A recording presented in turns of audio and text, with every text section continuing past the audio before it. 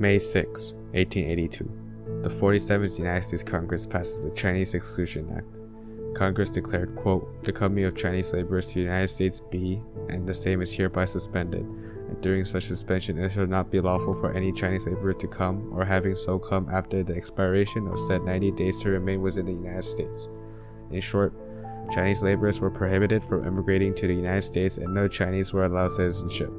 The Chinese Exclusion Act was enacted in 1882 as a result of fierce job competition and the push for white racial purity in America, and ultimately alienated those of Chinese ethnicity in their immigration endeavors to the United States.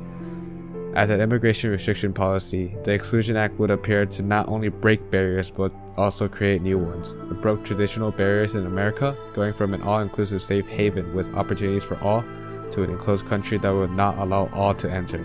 On the contrary, the act also created new barriers, placing social adversities on Chinese Americans already living in the States and outlining immigration barriers for Chinese immigrants outside of the States. The U.S. began trans-Pacific maritime trade with Qing China shortly after America won its independence from Great Britain in the American Revolution in the year 1783. The Chinese would come into contact with American sailors and merchants at their commercial ports and learn about America. In the year 1848, James Wilson Marshall was employed to construct Sutter's Mill in Colum, California.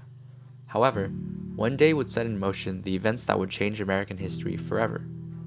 Marshall found gold in the California rivers, and although he tried to keep it a secret, word spread fast, and before long, many would scramble to the rivers of the seemingly profitable state. Just 1 year later, in 1894, news of gold found in California spread quickly, and soon many Americans and immigrants flocked over in hopes of making a quick buck.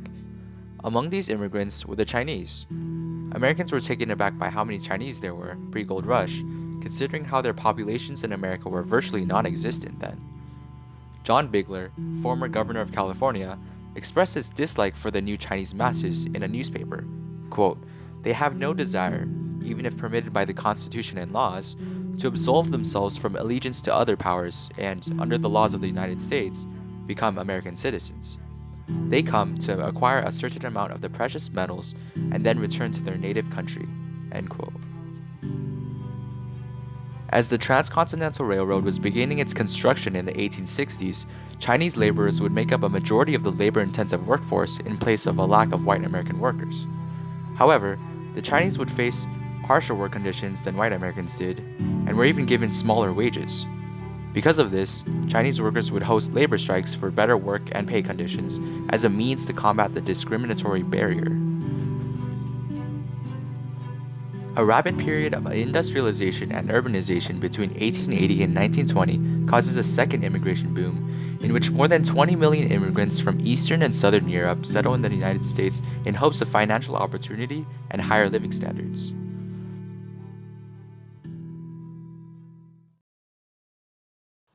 There are two major perspectives that are essential to understanding the context of the Chinese Exclusion Act: the point of view of white Americans and the point of view of Chinese immigrants.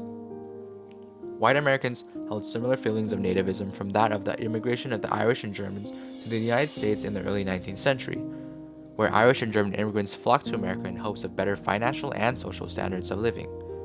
Many of these immigrants were looked down upon, especially Irish immigrants who did not fit the Protestant view of native-born Americans, and as a result, the ideology of nativism would be fostered by the surge of nationalistic pride following the War of 1812, along with the establishment of the Know Nothing Party, a political organization that called for immigration restrictions through various nativist movements.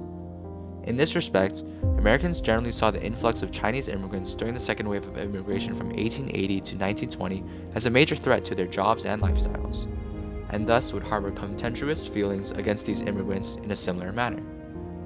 The Heathen Chinese, written by Bret Harte, illustrated many of the anti-Chinese sentiments felt by Americans during this time.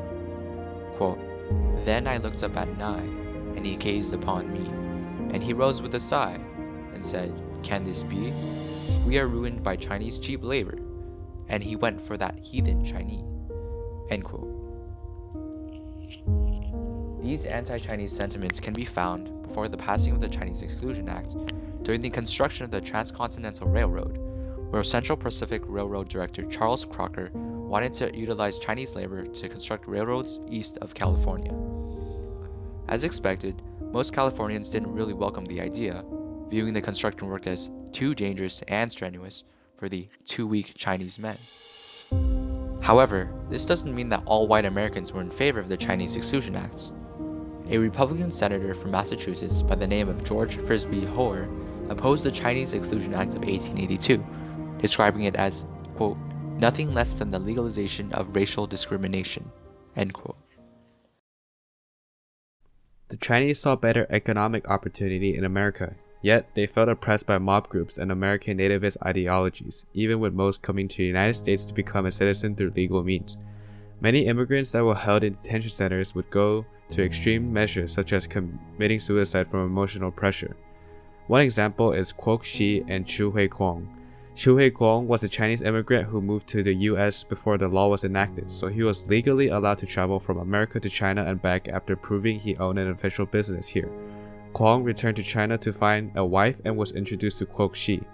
When Kwong returned with his new wife, they were questioned, and Kwok Shi was denied entry and held at a detention center placed under heavy emotional pressure for 2 years until she won her freedom. Another example is Wong Kim Ark. Wong Kim Ark was a Chinese child born in America who was denied re-entry into America after returning from a trip from China. He then took his case to the Supreme Court, and in United States v. Wong Kim Ark, the court case redefined what it meant to be an American citizen.